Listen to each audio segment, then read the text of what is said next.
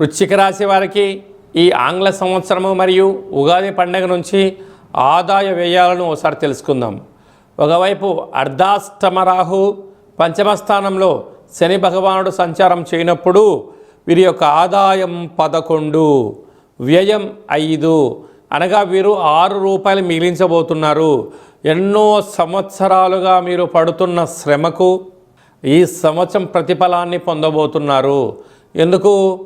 ధర్మంగా ఉండడం, న్యాయంగా ఉండడం, ఎన్ని కష్టాలు వచ్చినా భగవంతుడు అనేటువంటి గొడుగు నీడలో మీరు ఉండడం, ధర్మం తప్పకుండా ఉన్నందుకు ఈ సంవత్సరం మీరు చేసే ప్రతి పనిలో ఆదాయం కనిపించబోతుంది. కనుక స్థిరాస్తులు, చరాస్తులు, గృహాలు, భవనాలు, షేర్లు, క్రయ విక్రయాలలో అనంతమైన సంపద మీ సొంతం కాబోతుంది. కనుక మీ జీవితంలో ఇలాంటి శుభ సమయం వచ్చిందని చెప్పి గమనించగలగాలి. కనుక పెద్దవారు చెప్తూ ఉంటారు, దీపం ఉండగానే ఇల్లు చక్కబెట్టుకోవాలి అంటూ ఉంటారు. ఇన్ని రోజులు మీరు పడ్డ కష్టాలకు స్వస్తి చెప్తూ ఐశ్వర్యానికి, ఆనందానికి స్వాగతం పలిగే సమయం ఆసనమైంది అని చెప్పి వృశ్చిక రాశి వారు బాగా గుర్తుపెట్టుకోగలగాలి. కాకపోతే ఇక్కడ రాజ్యపూజ్యం 2, అవమానం 6. కనుక నీ చుట్టూ ఎవరైతే చేరి నీ భజన చేసి మీ దగ్గర ఉండబడిన డబ్బులను, సమయాన్ని, మీ యొక్క శ్రమను వాడుకొని వారే అధిక శత్రువులు అయ్యే పరిస్థితి ఉంటుంది.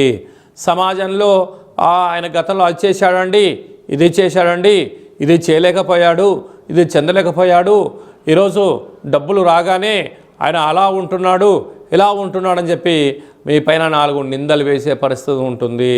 కనుక దయచేసి ఎవరిని గుడ్డిగా నమ్మొద్దు. ఎవరైతే మీరు బాగా నమ్ముతారో వారే మీకు శత్రువులుగా ఉండే అవకాశాలు అధికంగా ఉంటున్నాయి. వారే మిమ్మల్ని వెన్నుపోటు పడిచే పరిస్థితి అధికంగా ఉంటుంది. ఇలాంటి కాల సమయంలో పోలీస్ స్టేషన్లు, కోర్టు సమస్యలు మిమ్మల్ని వెంటాడే పరిస్థితి చాలా అధికంగా ఉంటుంది.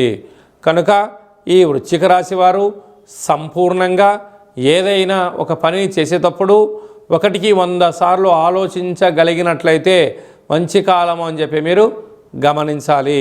కనుక సాఫ్ట్వేర్ ఉద్యోగస్తులు, హార్డ్వేర్ ఉద్యోగస్తులు, వ్యవసాయ సోదరీమణులు, గృహ భవన నిర్మాణ కార్యక్రమం చేసేటువంటి వారు, మార్కెటింగ్ రంగంలో ఉండబడిన వారు, సినిమాలలో హాస్య నటులుగా ఉండబడిన వారు, ఫేస్బుక్, యూట్యూబ్, వాట్సాప్ రంగాల్లో క్రియేటివిటీ రంగాల్లో ఉండబడిన వారు ఎంతో అప్రమత్తత చాలా అవసరం.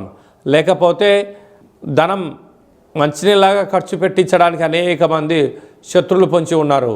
ఇలాంటి కాల సమయంలో ప్రతి మంగళవారం రోజున విష్ణు సహస్రనామ పారాయణాన్ని వినడం, చదవడం, శక్తి కలిగితే దుర్గామాత దేవాలయంలో ఆ యొక్క కూష్మాండ దీపాన్ని ఏర్పాటు చేయడం, రావుకాలంలో దీపాన్ని ఏర్పాటు చేయడం, యమునా నది పుష్కర స్నానం చేయడం వలన సకల గ్రహ దోషం తొలగి ఐశ్వర్యం కలిగి ఉన్నత జీవితంలో ఆనందం పొందబోతారు అని చెప్పి గమనించాలి.